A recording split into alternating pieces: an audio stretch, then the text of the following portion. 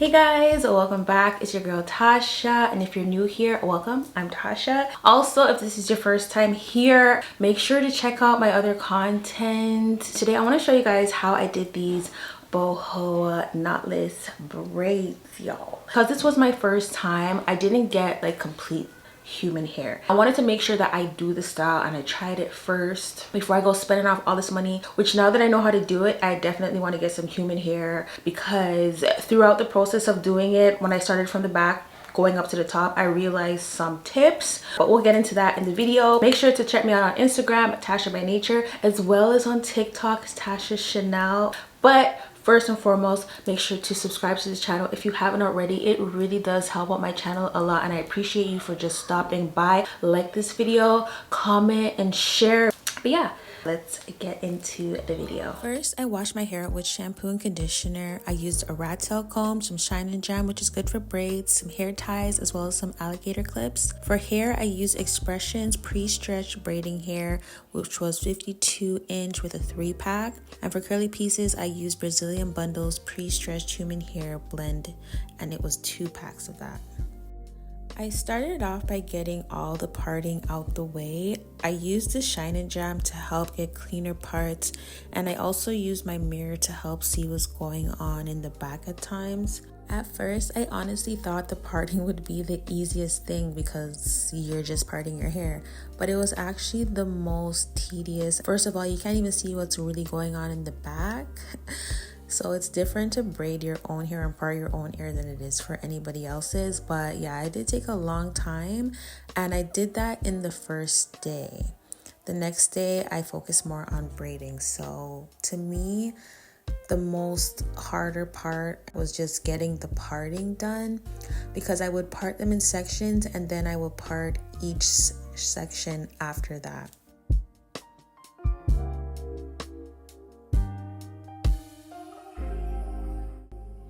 Next, I'm just braiding each section so that I know where my braids will lay.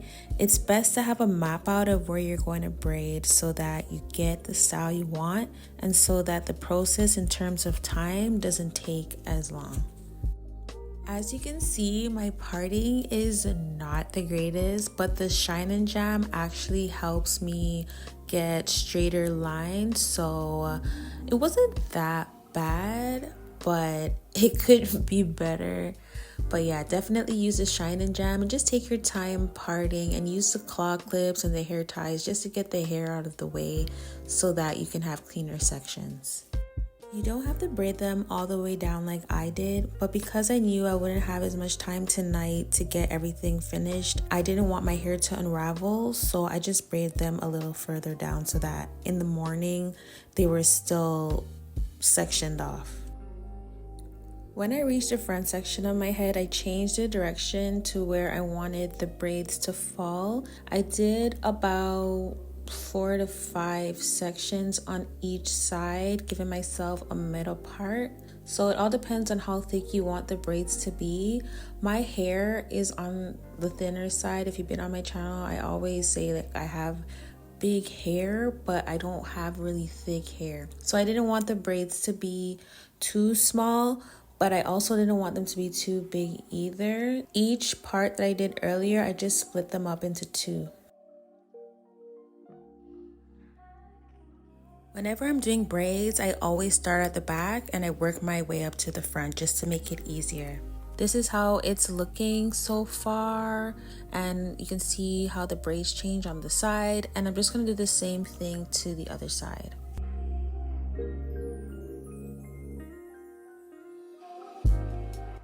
So now I'm going to take the braiding hair and split them into small sections so I can easily grab them while braiding. I take how much I want for one braid, and then I split them into smaller sections. It's even better if you have like a braiding rack, but I currently don't have one because I don't braid my hair that often. So I usually just put them somewhere where I know they're not going to easily fall and just get all messed up and tangly. So if you don't have a braiding rack, just be mindful where you're putting the hair.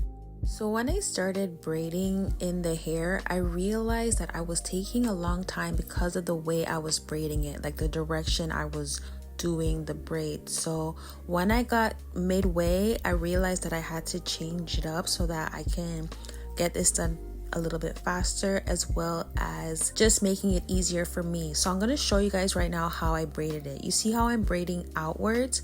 That's how you want to braid it. It may not be the most comfortable as you're braiding, but trust me, it's actually more faster if you braid outwards, and it's easier to place the hair between your fingers and continue braiding in a good motion and be done on time.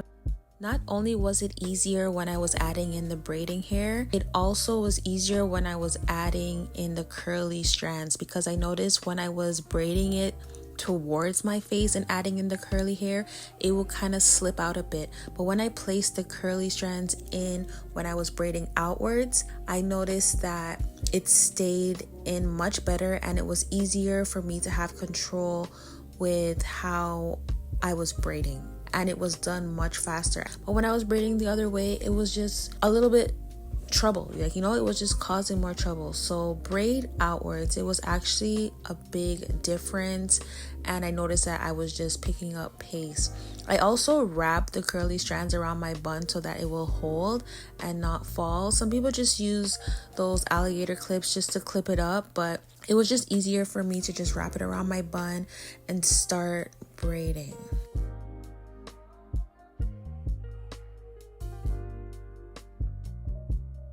When I was done each braid, I just took a small piece of one at the end, and I would just wrap it around and make a knot about 2 to 3 times, just like that.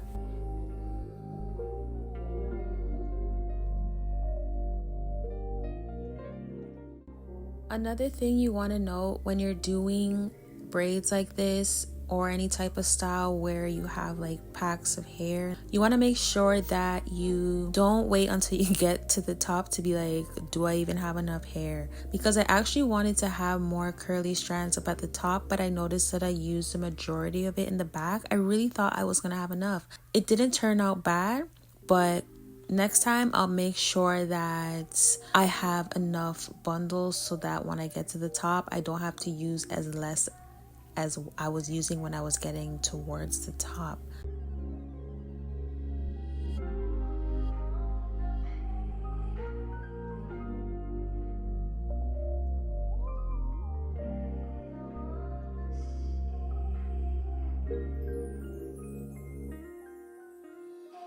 Also, if you're doing braids for the first time, you may have some trouble. I mean, if you're a beginner, it's like bound to happen. You just want to, you know, build that momentum up and you'll get it. I know it costs so much to do hair. You gotta buy hair, you gotta pay to do hair, and then all the time it takes. So even if you could just do your hair yourself, you're saving money. And you guys know I love to save money over here. So I really wanted this style, and yes, I wouldn't mind going to go pay for hair. I'm not trying to say that, but I'm somebody who has scalp issues, so I know that I'm probably not gonna have this in for a long time. It all depends on my scalp. For some reason, it may be too tight or get irritated. I'll get buildup within days. So that was one of the reasons why I was like, I wanted to learn how to do these things myself, because I don't want to have to waste money and just pull it out right away because of my issue with my scalp and my dandruff and just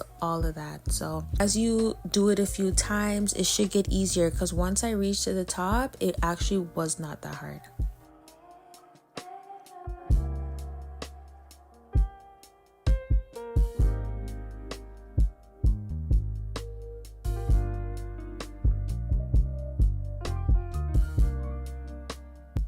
But yeah guys, that was pretty much it for today's video. This is how my braids turned out. I really love them. It was just something different. I hope this video helped you, and don't forget to subscribe. Until next time, love you guys. Bye.